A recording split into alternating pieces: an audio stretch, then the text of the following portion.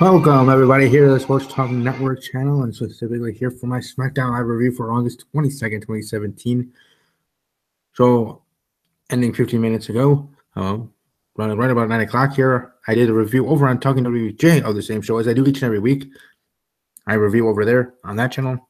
Then I'm over here on this to talk SmackDown Live. A lot of crazy things going on, or at least two major crazy things to me that happen tonight on the SmackDown Live show. But as we go, or as we do, we start from opening segment all the way to the main event. So let's go all the way back to the start of the show. United States Champion AJ Styles, United States Champion AJ Styles starting off the show.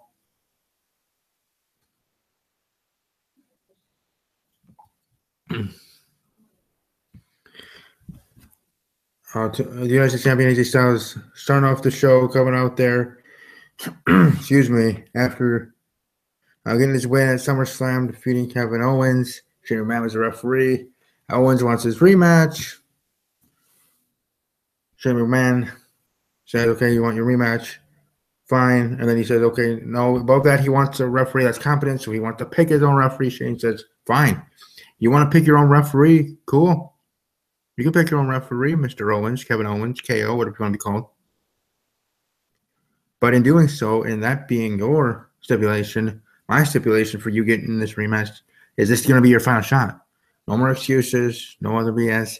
If you lose tonight to AJ Styles in the U.S. title match, you are done. As long as AJ Styles is champion, you are not getting a U.S. title match. So you can't answer any open challenges moving forward, this and that. That's your last shot. Well, technically he could, as the heel that he is. But anyways, that being what was said there. Excuse me. So open up the show. Actually, before I do that, or before I move on here, I wanted to quickly do something here that I have to do for friends. Someone wants to join the live stream that was going to, or might have joined just the live chat, but wants to join in. So give me a couple of seconds here. I apologize here for the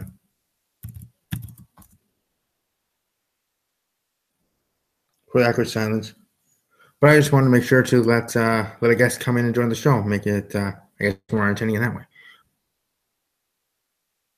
But I do have to say, SmackDown Live with what happened tonight was overall better than Monday Night Raw. Well, Monday Night Raw was pretty good. You know, it didn't happen, and like I said, I talked about that in my Raw review last night, of course. But SmackDown Live was that dang good in its own right? I think. Sorry about that. With having Bobby Roode and having Bobby Roode, be called up to the main roster, having Shelton and Benjamin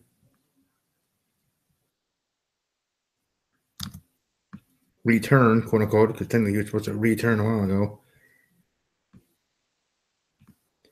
But that being the case, the way it was, it's a pretty good show all in all. But moving on, that is the next thing. Bobby Roode making his debut on the main roster, making a call up. WWE decided to call him up to the main roster. I saw it after watching NXT Brooklyn TakeOver 3, which I did do a live stream with Blue from Blue X Team and X YouTube channel, Blue X Team and X. Again, check that out on YouTube, as he does live streams Monday and Tuesday for Raw and SmackDown Live over there. But during that, seeing Roode lose, maybe he might be called up. But I didn't think, even so, in thinking that he was going to be called up to SmackDown Live or maybe even Raw after SummerSlam. Whether it was the night after or 72 hours after, whatever, 48 hours after. I didn't think that was going to be the case. I thought it would be later on, closer to the quote-unquote Road to Survivor Series, maybe some point at that point. Bobby Roode would be making a debut in that way. So either way, I didn't think that was going to happen. The same thing with Asuka. I think she will be coming up to the main roster before the end of the calendar year. But I certainly don't think it's going to be, or it wasn't going to be last night, it wasn't going to be tonight. And obviously that didn't happen. But for Bobby Roode, even with the rumors that I heard that he was backstage last night for Raw, backstage tonight for SmackDown Live, I didn't think he was going to actually make it a deal. He actually was going to officially get his call up. Like, I thought, if anything, like sometimes they have superstars backstage just to or backstage to talk about a call up that might be happening soon, like for Bobby Roode. So he's backstage talking to WWE officials about something or planning things out. Who knows? You never know. Never know with WWE. I just because Kelly was backstage, and even though I think she did sign a 3-year contract with WWE, does that automatically mean that for that 3-year contract means she's actually going to be back in the ring? She might be back on WWE television, obviously making a return, becoming maybe an ambassador this way, doing that for 3 years. That might be her role, but it's not a foregone conclusion that she would be wrestling again. Not saying I won't like to see her. She's actually good in the ring, beautiful, sexy, that stuff too. But it would be nice to see her again. But again, making that assumption. My point being is just because someone's backstage, it's because that's rumored or confirmed. However, whatever, does not mean that show, that person, especially when it's an NXT superstar. I'm sure there were others in the past, probably NXT before they got the call, before they officially debuted on the main roster, were at shows on Monday Night Raw or SmackDown Live, either one, for the sole purpose to talk to a W official, talk to the Laurinaitis or something. I think he still does work backstage. Or with SmackDown Live, Road Dogg, him and his people, those people, that could have been, but in the end it wasn't, and he was debuting, and getting called up, and he is now on SmackDown Live, and I'm glad he's on SmackDown Live because I was worried with the awesomeness that he was going to be going over to Monday Night Raw. Fortunately, for me as a fan of Bobby Roode and everything, he is on SmackDown Live. Now, no matter when he was going to be called up, because I still said he was going to be called up by the end of the 2017 calendar year, that he was then going to be in a WrestleMania match, and I was looking forward to seeing that glorious entrance of Bobby Roode at WrestleMania if I have the lucky honor, however I would be able to garner tickets to be at WrestleMania 34, to be there in New Orleans. I've never been to New Orleans. In high school, military, never stationed or anything, but it would be cool to be there for WrestleMania week and WrestleMania show itself. Heck, if the only thing I'm able to attend is WrestleMania itself, fine. But I would love to get a whole package, view the NXT show, some meets and greets, the experience, or what I would call the experience. The other things going on during WrestleMania week as well. But that's something to look forward to, at least for me to look forward to, as it pertains to Bobby Roode. Next, Daniel Bryan backstage with Chad Gable. And I was going to talk about Jason Jordan again and him needing a tag team partner, even though they could just have him going by himself, but I guess not. Because I thought maybe they would give him a push, maybe him doing something in singles competition, move forward, SmackDown Live, and answering an open challenge one of these times with AJ Styles when the United States Championship. I mean, one of these times, like when John Cena did it, one of these times the open challenge will be answered and the person will win. Now, does that mean it's help for a person that's returning or not returning? Well, either returning or NXT call-up or however that would be, that could be the case. Now, John Cena was returned when Alberto Del Rio made his return pay-per-view and won the championship. So, in this case, for AJ Styles, whether it's on SmackDown Live or at a pay-per-view, that could be in the cards for him there. Move forward with having to do with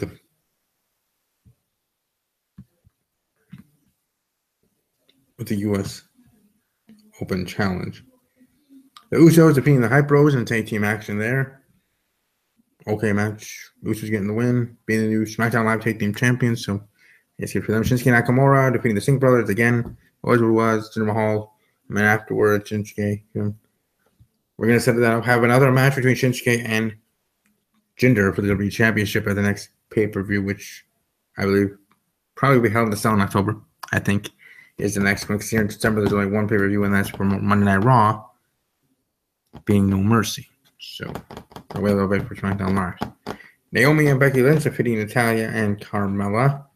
There was a funny moment before the match with James Ellsworth on the mic, kind of giving away a plan of Carmella's that we could just, see him saying that, hey, Carmella could just watch you get beat up by Naomi and Becky Lynch and then cash in.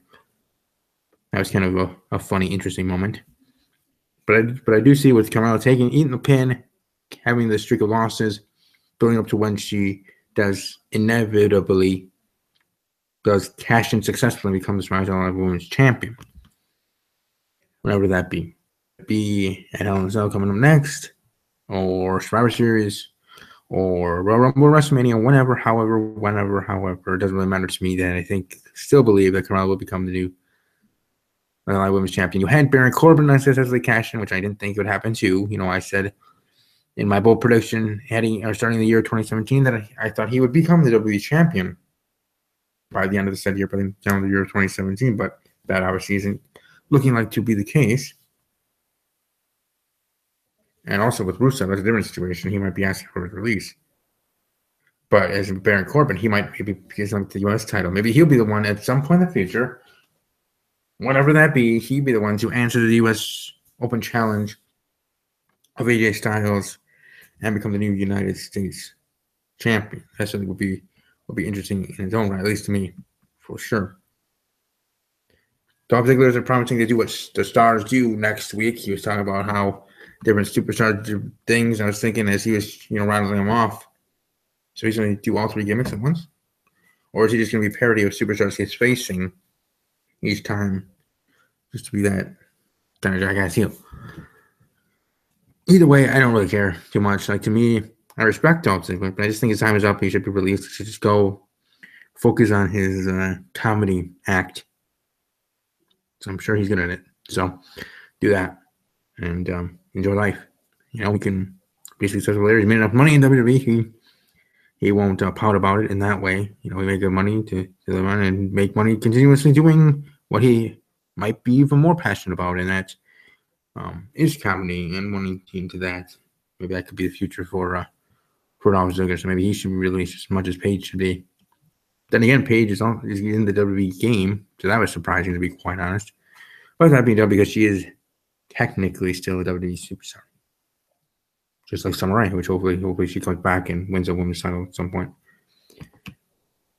Main event time is SmackDown Live is 2 hours. The United States Champion AJ Styles defeating Kevin Owens with Baron Corbin as special guest referee, but by the end of the match, it was Shane McMahon, and this was all really in the end to teaser continue build between Shane McMahon and Kevin Owens, that tension feud, whether we'll have a match at Hell in a Cell or whatever. It looks like it will be Hell in a Cell, at the night, which is the next review for SmackDown Live, their exclusive preview event. So if you have that, maybe Kevin Owens turn space, Kevin Owens Sami Zayn tag team, maybe not. I know Katrina was telling me that during the SmackDown Live review over on Talking WWE with Jay earlier tonight after the show ended. But either way, it's certainly going to be interesting to see how that unfolds. And for Baron Corbin, seeing where he goes next, I really do hope and think he'll be the United States champion at some point. I know my prediction said WWE champion by the end of the calendar year, so in the end I'll be wrong. But I'll have Baron Corbin as the United States champion whenever that to be. I have no problems with that. And why would I? It'd be stupid of me to have problems with that, right? Baron Corbin is a great talent. Someone I do see as a WWE champion at some point. But either way, who knows? Michael Andrew is asking here in the live show, or live chat, how did they scan Paige for 2K18 if she has been gone for a long time? Maybe they used an old one, or maybe they did have her come in for this one thing since she is under contract with WWE. And they're like, we need you to come in for this one thing. And if you don't, well, then we'll just future endeavor you. And you would think she would just say, okay, so just let me go. But she actually decided to do. I don't know. I don't really know the real how that works, but somehow they did. And they scanned her, and she's in WWE 2K18. It's one of the first 41 announced part of the game. I don't know if they did it every week or whenever. I have to talk with some of my other YouTube friends here. Heavy or bigger heavy hitters, Pulse, Luigi, PS3, Dank Ops, and others. To see when that should be. But either way, looking forward to that. Looking forward to the game. But my one thing about the game, since we're talking about it here, I still want them to have entrances for the Royal Rumble match. I mean, I know it's a little thing, but for me, they haven't had that ever in games in the past because they didn't have the technology to do so, because it was PlayStation 1 and PlayStation 2. Now to PlayStation 3, PlayStation 4. I don't know, maybe when the game has to move to PlayStation 6 or PlayStation 5, they'll have the technology to do that. But I really hope at some point they'll be able to, at least for one stinking game here, have entrances, or at least the Titantron with, the whole entrance, Titantron music for a superstar.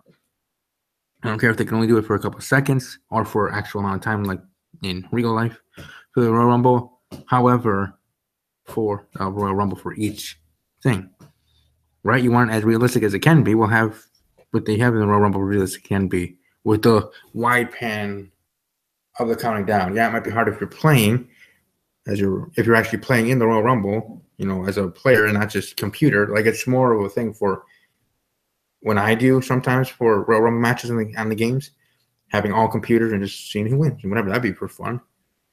If I had the technology, I would actually do not a live stream, maybe just a video of you playing of doing that in that way. But either way, certainly would be interesting. But I just wanted to get on that track as Michael brought up there about paid in 2K18.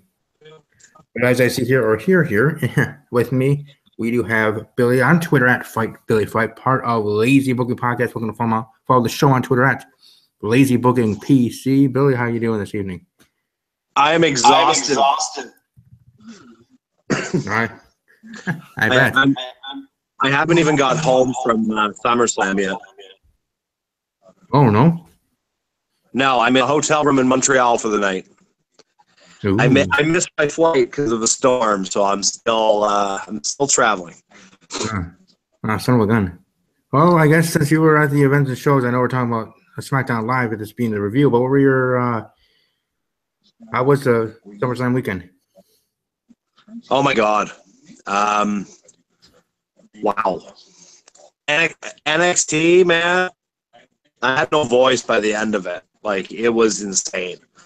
I know that, like, the Adam Cole portion at the end. Mm-hmm.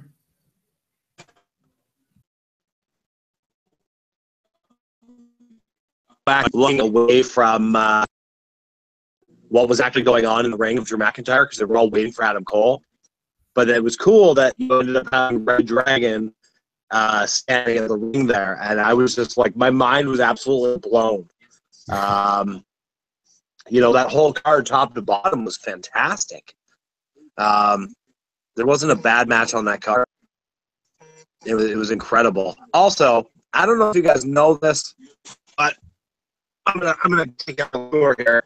I got a hoodie that I'm taking back with me. Hold on, I got a light in here. Oh, how do I do this? Hold on. I'll show you. I have a chair from SummerSlam on its way home with me. Don't ever ship those home, kids, on a plane. They're the worst experience of your life. What do you think of TakeOver?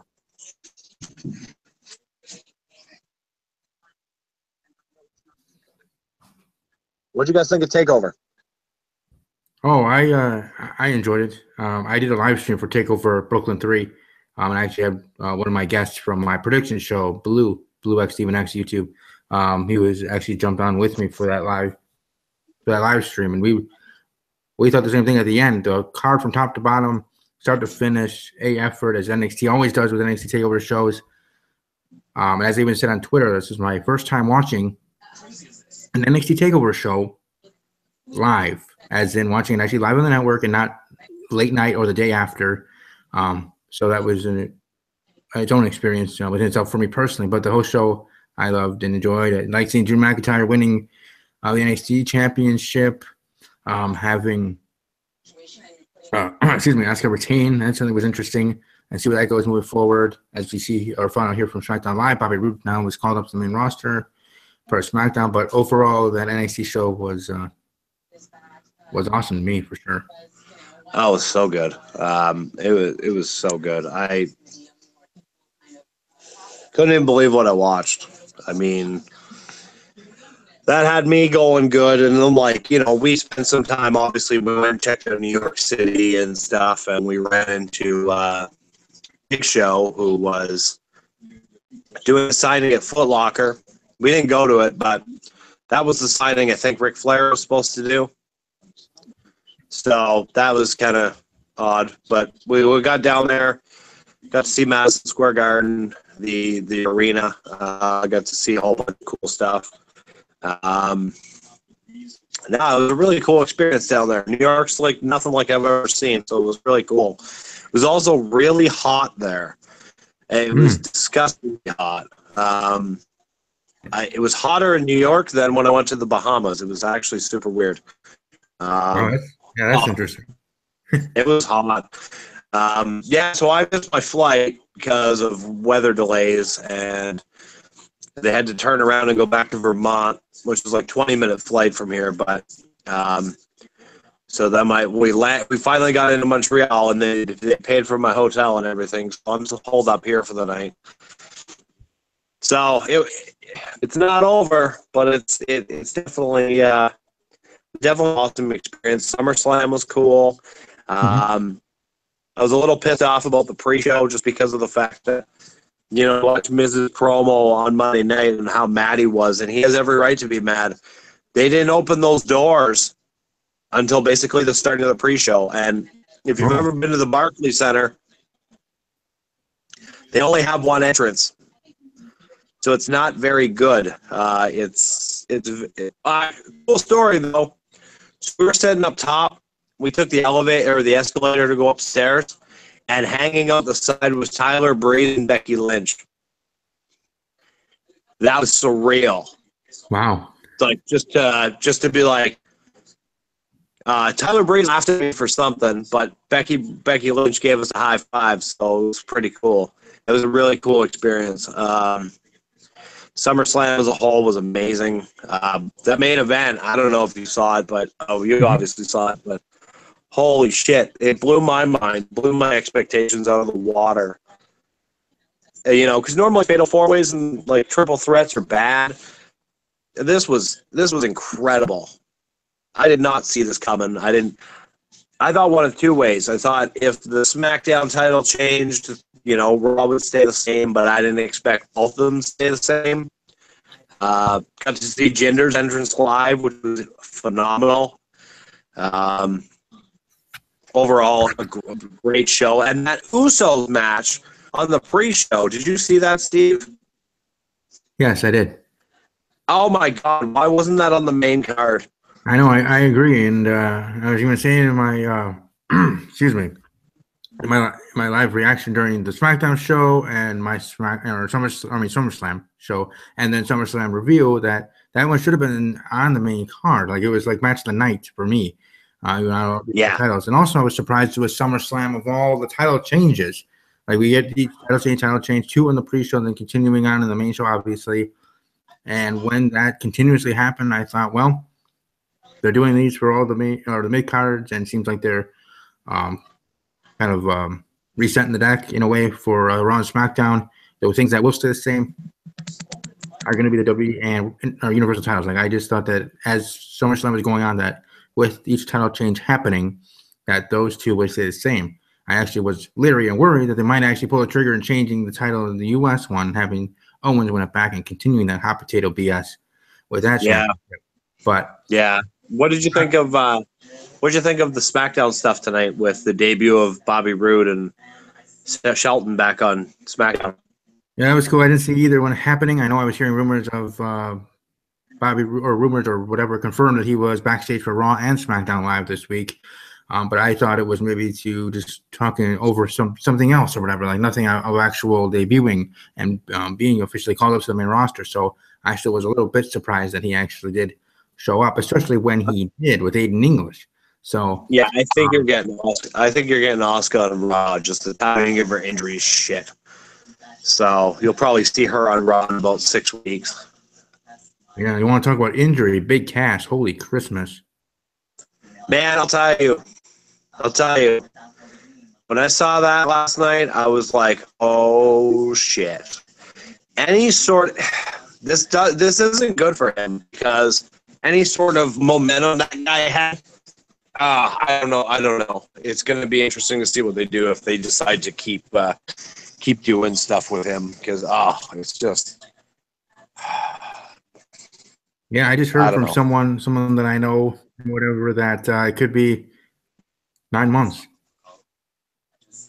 Yeah, he clearly tore his ACL there. Yeah. I mean, he tried to do something, but then you obviously saw him just crumple, and I hate it. I hate it because it's like I knew he was injured, but I had to laugh because so he injures himself, and that's shitty. No one likes to see that. Right. But what I found funny was as soon as that happened, and he's mad, so he's smacking the mat. Mm-hmm. But at the same time, Enzo's smacking the mat, so they're just having a smack off on the mat, and I'm just laughing because I'm like, what is going on? But I feel bad for the guy. I mean, obviously they have big plans for him, and I mean, you look at Baron Corbin, and another guy had big plans for, and look where that went.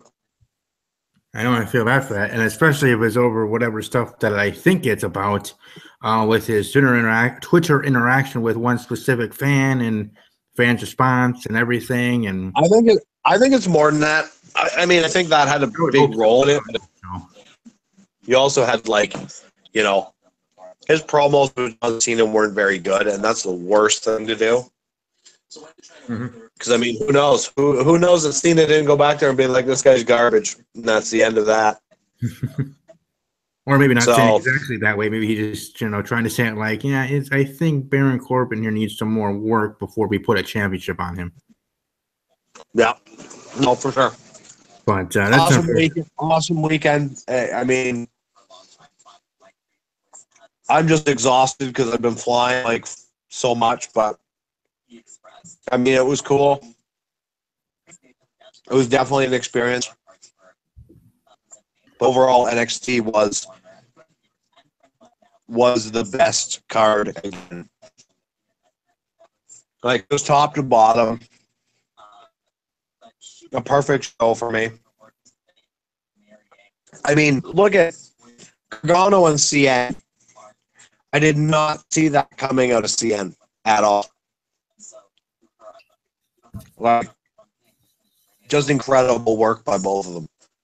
Oh yeah. I would even say watching it, that was almost to me right now, probably a match of the year candidate. It was that good. Yeah. It was so good. Yeah, all the matches obviously were good. And then it was funny because in the arena, I didn't know that she threw the DIY T-shirt at him at first. I didn't know what it was. So I kind of missed it until I realized after, oh, shit. But that was perfect. They're telling a story, and, it's working rather well. And it'll be interesting. So I think what they're doing with Gargano is just holding them off until Ciampa gets back. So they can continue that. But overall, what a weekend. It was awesome. It was the first time all of us on our show had been together. So hanging out. So we all watched Roode at the retired beer man's house, and it was good. It was a good time. I'll just be glad.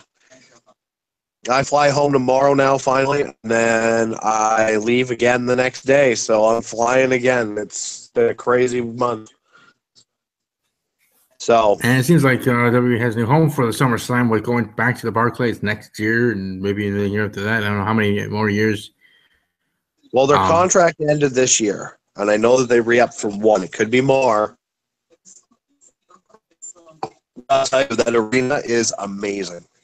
Probably one of the best arenas I've ever been in my life. It's pretty efficient. I mean, they should have opened the doors half hour beforehand, but they didn't. And once they did, it's pretty efficient to get in. I was pretty bummed that they didn't have Jinder Mahal shirt to buy there, so I wanted one. Mhm. But the merch was okay. The food's okay. But, I mean, if you're smart about it, you eat somewhere else and then go in. But I will say that New York City is absolutely expensive. I bet. Yeah, I was thinking, if I'm lucky enough to be able to make WrestleMania my first show ever, and then maybe SummerSlam there in the summer next year there in the Barclays, if that's going to be the last time there, and then if they're going back to LA or whatever they're going to do with the next contract for WWE SummerSlam moving forward. I wouldn't hate LA because it's only a 2-hour plane ride. Tomorrow I got a 5-hour plane ride home, so it'll be interesting. No, I'm just so overflying right now. It's disgusting. But yeah, I felt that way when I was in the service. I'm going to sign out because I need to sleep to get back on my plane in the morning. Yeah, thanks for stopping by and sharing stories. I appreciate it. Yeah, no worries. I'll hook up with you sometime during the week, and I'll join one of your shows, and we'll get more in depth when I'm not so sleepy. Oh, I haven't slept much over the last couple days, so. Well, if you're flying again, will you even be available for Thursday's show? Probably. We'll see what happens. I know I'll have internet, so I'll be fine, but it should be okay. All right, then. So, yeah, then I'll talk to you then. We'll talk. All right, bro. All right, guys. Enjoy. All right, take care. We'll talk to you Thursday. All right, sounds good. Again, you can follow him specifically on Twitter at Fight Bailey Fight and his show podcast, Lazy Booking Podcast, here on YouTube. Again, just search that on YouTube, and on Twitter, find it at Lazy Booking PC, at Heel Chrome, also one of his co-hosts at Retired Beer Man, who they also, obviously their whole team there was in New York. Stayed at his house to watch Monday Night Raw last night. So definitely check out his channel. Check them all out on Twitter. Follow them, subscribe, ring the bell over there too, so you know when they go live and when their videos are posted over there. Again, that is Lazy Booking Podcast. Now moving on with SmackDown Live, Naomi and Becky Lynch defeating Natalya and Carmella.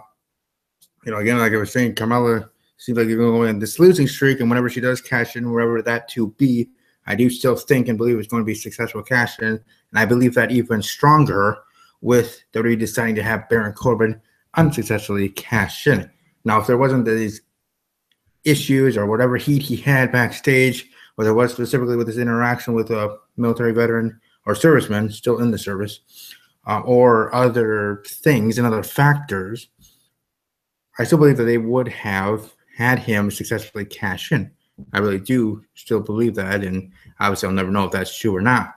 But the point being is fact are facts, and he did not, and they decided to change, and they decided to have not be successful in his cash in, and that happened. And what made it even seem worse to me is that the way they had it happen made him look like a total, made him look bad.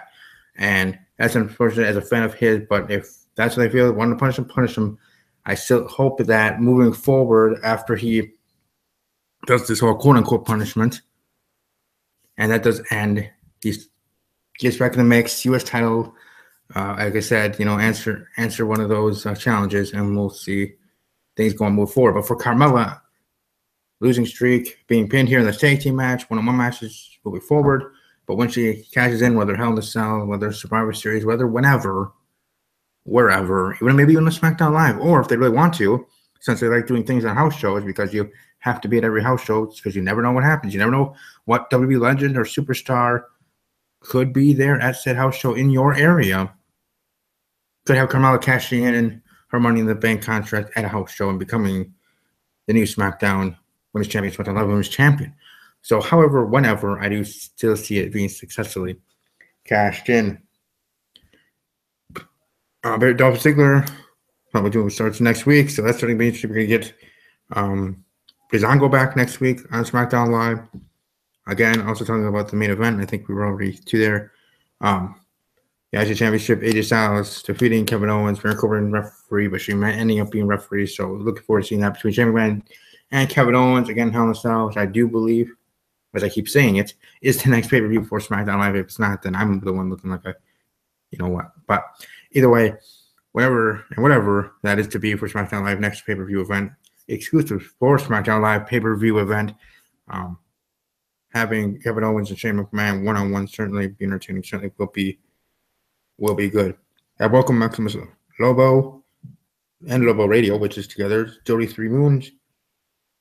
Thanks for being here live. Really appreciate it. Thanks for the thumbs ups as well. Alrighty, everybody that's watching live or archive, welcome to smash that like button. Welcome to subscribe to the channel. Ring the bell.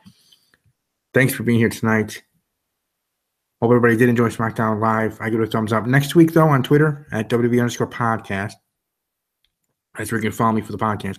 I will be doing my my Insta polls for Raw and SmackDown Live. I kind of got away from it this week with it being with the SummerSlam weekend and this and that and other things in my life going on.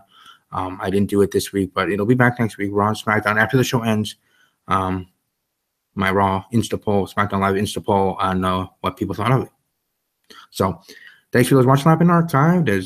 Hope you all go have a great rest of your evening. I will be back here tomorrow actually for a video that I have to do to pay a bet. I have to pay off a bet from my SummerSlam prediction show. So I'll be doing that tomorrow in a video, and then Steve's Wrestling Ramble on Thursday night, 7 p.m. Central, 8 p.m. Eastern on that evening. One day. So enjoy the rest of your day, rest of your evening, and however, stay safe, have fun. As always, take care.